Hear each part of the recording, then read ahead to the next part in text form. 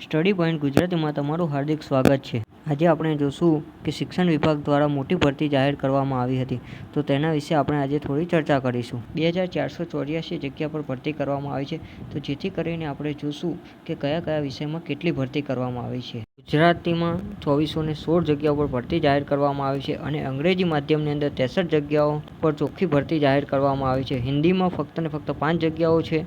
હવે આપણે અરજી કઈ રીતે કરવી અને ક્યાંથી કરવી એના વિશે થોડી ચર્ચા કરીશું।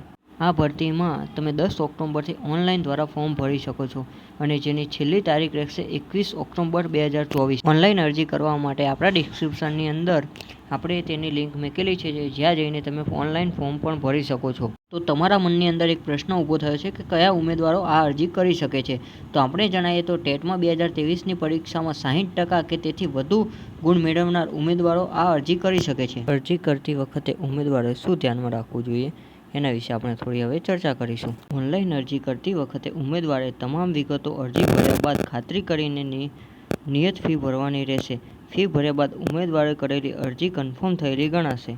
જો કોઈ ઉમેદવાર કન્ફર્મ થયેલી અરજીમાં જો કોઈ સુધારા વધારા ઈચ્છે તો તે કરેલી અરજીને વિથડ્રોલ કરીને નવી અરજી કરવાની રહેશે અને પૂર્ણ ફી ભરીને અરજી કન્ફર્મ કરવાની રહેશે।